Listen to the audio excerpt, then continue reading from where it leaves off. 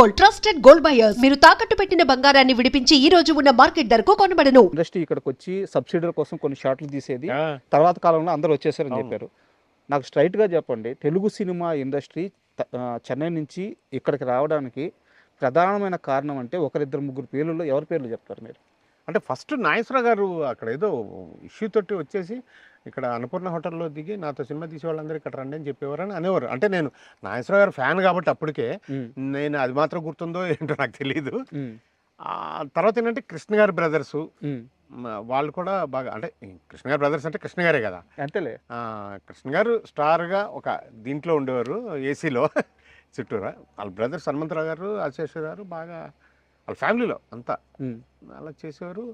సినిమాలు తీసే పరంగా అయితే నాయుడు గారు, జంజాల్ గారు లాంటి డైరెక్టర్లు, మన రేలంగేశ్వరరావు వీళ్ళంతా బాగా ఇక్కడ ఆంధ్రప్రదేశ్లో, ఉమ్మడి ఆంధ్రప్రదేశ్లో బాగా చేసేవారు సినిమాలు. అలా నాగేశ్వరరావు గారిది ఎక్కువ.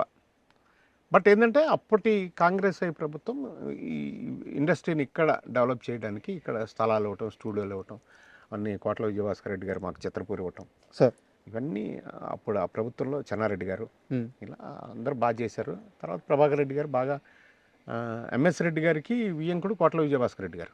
సో ఎంఎస్ రెడ్డి గారు, ప్రభాకర్ రెడ్డి గారు బాగా ఫ్రెండ్స్, డైరెక్టరు రైటరు స్నేహము కలిసి ఒక టీం లాగా ఉండేవారు. సో ఎంఎస్ రెడ్డి గారి ద్వారా ప్రభాకర్ రెడ్డి గారు చిత్రపూరికి బాగా సహాయం చేసి 67 ఎకరాలు ఇప్పించారు. ఇంకా అట్లా ఇదే ఈ మనం ఉన్న ఈ మట్టి వాళ్ళ భిక్ష. సార్ అండ్ కాదంబరి కిరణ్ ఇప్పుడు దాకా చాలామంది హీరోలతో లేదా చాలామంది హీరోల సినిమాల్లో యాక్ట్ చేసి ఉండొచ్చు, చాలా క్యారెక్టర్స్ చేసి ఉండొచ్చు. మీకు ఈ హీరో నాకు చాలా కంఫర్ట్గా ఉంటాడు అంటే ఏదో సెట్కి వెళ్ళినట్టు ఉండదు, నా ఇంటికి వెళ్ళినట్టు ఉంటుంది అని చెప్పేసి అలా మీరు చెప్పుకునే హీరోలు అంటే ఎంతమంది ఉన్నారు? అట్లేం లేదండి. ఈ సినిమా ఇండస్ట్రీలో హీరోల దగ్గర ముఖ్యంగా మీరు ఎంత మీ పద్ధతిలో, మీ బౌండరీస్లో మీరుంటే మీరు ఎంత దగ్గరగా ఉంటారు అంతే. నేను ఎవరి దగ్గరైనా కంఫర్టబుల్గా ఉంటాను, ఎవరి దగ్గరైనా నా పరిధిలో నేను ఉంటాను కాబట్టి నాకు అసలు ఏ ఇబ్బంది లేదు. ఎవరైనా నాకు ప్రేమగా చక్కగా చాలా హ్యాపీగా ఉంటారు. మహేష్ బాబు గారి దగ్గర ఎక్కువ అంటే ఆయన చుట్టుపక్కల క్యారెక్టర్స్ చేస్తున్నప్పుడు ఉండే మజా ఆయన బాగా ఎక్కువ సరదాగా, ఎందుకంటే ఆయన కూడా పార్టిసిపేట్ చేస్తాడు ఆ కామెడీ దీంట్లో, ఎంటర్టైన్మెంట్ దీంట్లో, డిస్కషన్లా మాటలా చేసుకుని కొంచెం అంటే నేను దూరంగా ఉండాలని ఉండడు ఆయన. ఉంటే దూరంగా ఉంటాడు, కేరళలో ఉన్నాడంటే ఓకే, ఇక్కడ ఉన్నాడంటే మాత్రం అందరితో కలిసి ఉంటాడు. అలాగే పవన్ కళ్యాణ్ గారు భీమ్లా నాయక్ దాదాపు 30 రోజులు ఎన్ని రోజులు చేశాను నేను సార్. డైరెక్టర్ గారు, తర్వాత త్రివిక్రమ్ సార్, వీళ్ళంతా వీళ్ళ వల్ల. అయితే ఎప్పుడు నన్ను జనం మనిషి అని కూడా ఆయన పవన్ కళ్యాణ్ గారు జనం మనిషి, అతనికి కాఫీ తెప్పించిన, కాఫీ అంటే ఇష్టమని అట్లా. అంటే మన పరిధిలో మనం ఉన్నంత వరకు ఆ హీరోల దగ్గర మనకు చాలా హాయిగా ఉంటాం. అదే ఎన్టీఆర్ కూడా చిన్నప్పటి నుంచి ఎన్టీఆర్ బాగా సార్ అనే ఉన్నాడు, ఇప్పటికీ అదే అలాగే ఉంటాను. చిన్నప్పటి నుంచి తెలుసా నాకు అంటే రాజా ఉండేవాడుగా సార్, ఎన్టీఆర్ గారు బాబాయ్ రాజా, నీడ సినిమా హీరో సార్. అతను మాకు స్నేహితుడు. అతను తర్వాత లేటర్ ఆఫ్ ఎక్కువ టెలివిజన్లో ఎక్కువ ఉన్నాడు అతను. తర్వాత మనిషిగా కూడా స్నేహితుడు నాకు బాగా. ఓకే. సో అతని దగ్గర ఉన్నప్పుడు భామిని వదిన, రాజా వైఫ్, ఆవిడ మన ఎన్టీఆర్ గారి మదర్కి చెల్లెలు, వాళ్ళ నలుగురు అనమాట. శాలిని, భామిని, యామిని, ఇట్లా నలుగురు సిస్టర్స్. సో వాళ్ళు ఏ ఫంక్షన్ ఉన్నా ఏమున్నా బాబు ఇక్కడికి వచ్చేవాడు. ఎన్టీఆర్ బాగా. ఆ తర్వాత ఏంటంటే రాజా చనిపోయినప్పుడు ఓ ఫండ్ రైజింగ్ కార్యక్రమంగా ఒకటి మన వాళ్ళు ఎవరు ఆర్గనైజ్ చేస్తే నేను దాన్ని ఆర్గనైజ్ చేశా. వాళ్ళంతా చేస్తే విజయవాడలో ఫంక్షన్ చేశాం. అక్కడ అవన్నీ అతనికి గుర్తులు అనమాట. ఓ జెన్యున్గా నాకు మా ఫ్యామిలీకి ఏదో ఇబ్బంది వస్తే ఇలా చేశాడు ఇతను అనేది ఒక ఇంప్రెషన్ నాకు నా మీద. అలా ఆ గౌరవం, ఆ ప్రేమ. చిన్నప్పుడు ఎలా ఉండేవారు సార్? అంటే చాలా మంది చెప్పారు విపరీతమైన అల్లరని. చిన్నప్పుడు పిల్లలు అల్లరిగానే ఉంటారుగా. బాగా ఏంటంటే స్పిరిట్ బాగా యాక్టివ్గా ఉండేవాడు, ఓవర్ యాక్టివ్. అదే అతను నిలబెట్టింది, అదే అతను ఇప్పటికీ ఫ్యాన్ ఫాలోయింగ్. అది సార్ ఒక్క మనిషి ప్రపంచాన్ని వెళ్తున్నాడు అంటే మామూలు విషయం కాదు కదా. ఆ స్పిరిట్స్ అన్నీ వర్కౌట్ అవుతాయి. మీకు ఇన్నేళ్ళ ప్రయాణం తర్వాత ఇండస్ట్రీలో ఎవరి మీదైనా కానీ లేదా ఏ అంశం మీదైనా కానీ కంప్లైంట్స్ ఉన్నాయా? ఎవరి మీద ఫెట్ మీద మాత్రం ఉంది. బాసు 27 మంది నా దగ్గర అసిస్టెంట్లుగా పనిచేసిన వాళ్ళు డైరెక్టర్లు అయ్యారు. సార్ నేను ఎవరి దగ్గరికి వెళ్ళను. వాళ్ళు గుర్తుపెట్టుకుని అన్నయ్య అంటారు. ఒకళ్ళిద్దరే సార్ అంటారు, వీళ్ళందరూ అన్నయ్య అంటారు. అన్నయ్య నీకు ఇందులో వేషం ఉందన్నా ఓకే, వాడే పలకపోయినా ఓకే. మనం మాత్రం వాడు వీడు అనం. డార్లింగ్ అని. డార్లింగ్ అంటే ఫస్ట్ మీరే కదా స్టార్ట్ చేసింది డార్లింగ్. వాళ్ళని స్టార్ట్ చేసి ఎందుకంటే మన దగ్గర పిల్లలు పెద్దవాళ్ళు అవుతుంటే ఒరే అనలేము, సార్ అని కొత్తగా పిలవలేదు. పిలవలేము. అది కృతకం. అలా బతకవలసిన అవసరం లేదు. అవును. సార్ అని పిలవటం ఏంటి, మన దగ్గర అసిస్టెంట్గా చేసిన పిల్లల్ని అంటే మర్యాద కాదు బాబు. ఇప్పుడు ఏంటంటే బాబు అంటే అయిపోయి. ప్రభాస్ గారితో ఎప్పుడైనా డిస్కస్ చేస్తారా ఈ ఓడ్ నాది, మీరు దీన్ని బ్రాండ్ చేసేసారని? ఏమన్నారు ప్రభాస్ గారు? అది చంటిగాడు, అదే పూరిదే సినిమా. చంటిగాడు బుజ్జిగాడు సినిమాలో ఎరా బాజీ ఏం చేస్తున్నారు నువ్వు, ఏం చేస్తున్నావు, సినిమా పెడుతున్నావు. ఆ తర్వాత కూడా 2-3 ఫంక్షన్స్లో మా ఇద్దరి డైలాగ్ డెలివరీ ఎలా ఉంటుంది అనేది ఆయనే ఎక్కువ ఇది చేస్తాడు. చాలా ఆయన కూడా ఈయనే తలసాని గారి పాప మ్యారేజ్కి కార్డు ఇవ్వడానికి వెళ్ళినప్పుడు ఇవన్నీ జ్ఞాపకం చేశాడు. ఆ తర్వాత పెద్దగా కలవలేదు, నేను 1-2 ఫంక్షన్స్లో కలిశాను అంతే. నేను జనరల్గా కలవను సార్. అంటే కావాలని వెళ్ళి కలవటం అనేది అవసరం లేదు. ఎందుకు నేను ఇంటర్వ్యూ కోసం ప్రిపేర్ అవుతా కొన్ని దగ్గరలో చూసాను సార్, అంటే అది కరెక్టో కాదు మీరు చెప్పండి. ఒక ఆశ్రమం మాత్రం పెట్టాలి, అది కాదంబరి కిరణ్కి బలంగా మిగిలిపోయిన ఒకే ఒక్క అంశం, దాన్ని మాత్రం చెయ్యాలి అని చెప్పి బలంగా నిర్ణయించుకోవాలి. సో అయ్యే మార్గాలు ఏం కనిపిస్తున్నాయి మీకు దగ్గరలో? మార్గాలంటే ఇంతకుముందు టీఆర్ఎస్ ప్రభుత్వం ఏదైనా స్థలం ఇస్తుందేమో అని నాకు ఇందాక పేర్లలో లైన్ కిరణ్ గారు ఒకటి చెప్పాను. లైన్ కిరణ్ గారు, ఇలాంటి శ్రీమిత్ర అంజబాబు గారు, శ్రీమిత్ర చౌదరి గారు, ఇలాంటి వాళ్ళు, శ్రీనాథ్ అని, కుర్రా శ్రీనాథ్, ఇలాంటి వాళ్ళు నువ్వు స్థలం ఏదైనా తెచ్చుకో, మిగిలిన అన్నీ మనం ఇన్ఫ్రాస్ట్రక్చర్ అంతా కూడా చేయొచ్చు అని చెప్పారు. నాకు 3 ఎకరాల్లో ఒక ఆశ్రమం కట్టాలని నా కోరిక. అదేంటంటే పెద్ద తోటగా పెంచగలదు, ఇప్పుడు నాటచ్చు, పెద్ద పెద్ద చెట్లు కూడా స్పాట్లో మనం పెట్టేయచ్చు తీసుకొచ్చి. అలా చేసి గ్లాస్ రూమ్స్లో పేషెంట్ని పెట్టి చుట్టూరా, అంటే వాడికి ప్రపంచం కనిపించేలాగా ఆ చెట్టు మీద పక్షిని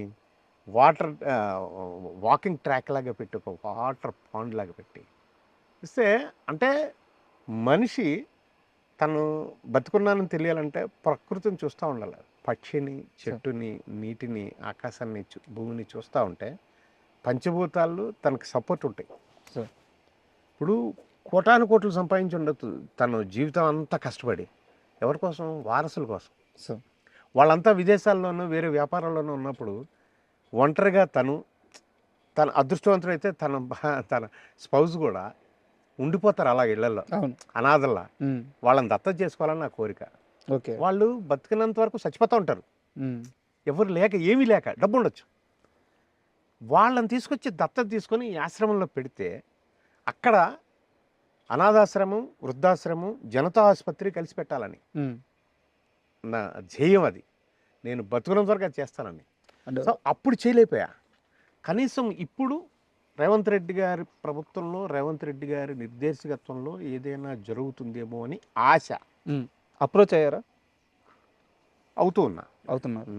కొంతమంది మధ్యలో పెద్దలు కూడా ఉన్నారు, వాళ్ళు కూడా చేస్తున్నారు. ఈ మధ్యలో కూడా ప్రైవేట్గా కొంతమంది ఇస్తానని కూడా అన్నారు. బట్ ఒక ఫ్రెండ్, ఒక లింగారెడ్డి గారని సూర్యాపేట దగ్గర ఇస్తా అన్నారు యాక్చువల్గా. అయితే నేను ఆశపడ్డాను 3 ఎకరాలు ఉంటుంది అని. అక్కడికి వెళ్తే ఒక 1/2 ఎకరా ఎంతో ఉంది అది అక్కడ.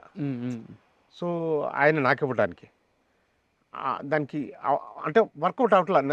నా ఏదో ఒకటి స్టార్ట్ చేయటం కాదు కదా, దాన్ని ఒకసారి చేస్తే ఆ వ్యక్తిని మళ్ళీ మన జీవితాన్ని ఇచ్చినట్టే కదా. వ్యక్తిని మనం తీసుకున్నాం అంటే వాళ్ళ అంతం వరకు కూడా మనం కాపాడాలి సార్. అంతే కదా, బాధ్యత తీసుకోవాలి, పూర్తిగా తీసుకోవాలి.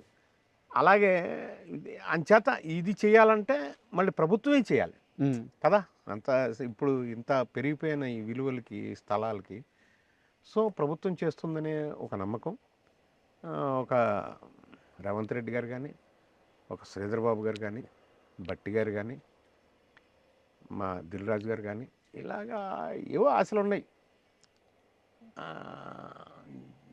జరగచ్చు. అంటే మీరు ఇందాక ఒక మంచి మాట అన్నారు, నేను డబ్బులు ఇస్తుంటే వాడి ఫోటో ఎందుకు అని ఎవరో కొంతమంది, మీరే ఉమ్, అలాంటి వాళ్ళ వల్ల తప్ప, లేకపోతే అలాంటి ఆలోచనలు తప్ప, లేకపోతే ఈ పెద్దవాళ్ళు వస్తే ఎంతసేపు అది. సార్ బట్ ఎవరికాళ్ళకి చేయాలని ఉండొచ్చు, ఏదో ఏమో బట్ ఆలోచిస్తే అవుతుంది. మంచి అది ఆలోచన. అయిన తర్వాతనే నేను ఇక్కడ నుంచి కదిలేది, ఉమ్, లేదా కదలను. ఎందుకంటే నేను ఇప్పటికీ మనది ఒక హీరో శివాజీ ఒకరోజు 5 లక్షలు పంపించాడు కరోనాలో. ఉమ్, అంతకుముందు వివి వినాయక్ గారు 5 లక్షలు పంపించారు, పనిచేసాం. ఆయన ఒక వీడియో కూడా పెట్టారు, నాకు డబ్బులు పంపుతూ నా అకౌంట్లో వేస్తూ, ఎవరైనా నిజంగా అవసరం ఉంటే కాదంబరి దగ్గరికి వెళ్ళండి, నిత్యావసరాలకి నేను ఒక 5 లక్షలు వేలేసాను, అవి ఉన్నంత వరకు ఆయన చేస్తాడు అని రాయల్గా ఇచ్చారు ఆయన వినాయక్, ఉమ్, వివి వినాయక్. శివాజీ అప్పుడు అంతకుముందు 1 లక్ష రూపాయలు పంపించాడు. శివాజీ రాజేనా? Shivaji Shivaji, hero hero Shivaji. శివాజీ. అతను మన దగ్గర పెరిగిన ఓకే సోల్ ఓకే. అది. ఉమ్, ఉమ్, నన్ను అన్నయ్య అనుకుంటూ అతని ఇంటర్వ్యూలో కూడా చెప్తాడు, ఉమ్, ఉమ్, అతను పని ఇచ్చాడు, అన్నం పెట్టాడని చెప్తాడు. ఆ ప్రేమ ఈ రోజుకి అలాగే మా ఇద్దరి మధ్యలో ఆ రిలేషన్ అలాగే ఉంటుంది. ఉమ్, చేస్తే నేను దీన్ని ఏదో ఒకటి చెయ్యాలి. ఏంటంటే ఆశావహులు కోట్లలో ఉన్నారు, సార్. మనం వేలల్లో మన దగ్గర డబ్బు ఉంది. ఉమ్, ఎలాగా ఇది ఏదో ఒకటి చేద్దామని ఇమీడియట్గా ఒక అంబులెన్స్ చేసేద్దామని 5 లక్షలు పెట్టి నేను మళ్ళీ 2,95,000 3 లక్షలు దగ్గర చేసేసి ఒక అంబులెన్స్ చేసి ఇప్పటికి రన్నింగ్లో ఉంది అది. సార్. శివాజీ చేసింది. అలా 2-3 అంబులెన్సులు పెట్టి, జనరల్ ఫిజిషియన్ని పెట్టి, జనతా ఆసుపత్రిలో పెట్టి, అక్కడే కూరగాయలు అవన్నీ అక్కడే పండించి, ఉమ్,